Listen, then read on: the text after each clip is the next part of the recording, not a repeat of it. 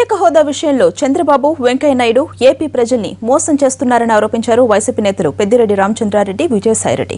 ప్రత్యేక హోదా కోసం జగన్ చేస్తున్న దీక్షను ఎవరూ అడ్డుకోలేరని, ఎంతటి ఉద్యమానికైనా సిద్ధమని అన్నారు. విజయవాడలో గాని జగన్ యాత్రను నిరాహార దీక్షను అడ్డుకుంటాం.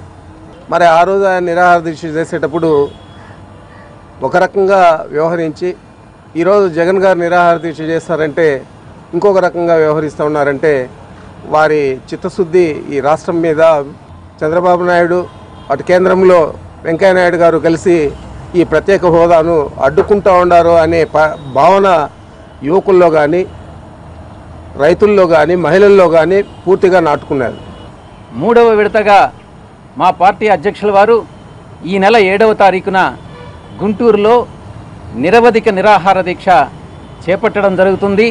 ప్రత్యేక హోదా తీసుకురావడంలో వైఫల్యం చెందినటువంటి నేపథ్యంలో ఆంధ్ర రాష్ట్ర ప్రజల హక్కుల పరిరక్షణ కోసం, ప్రజా ప్రయోజనాల కోసం ఈరోజు వైఎస్ఆర్ కాంగ్రెస్ పార్టీ ఈ యొక్క ఉద్యమాలను నిర్వహిస్తుందన్నటువంటిది మీ అందరికీ కూడా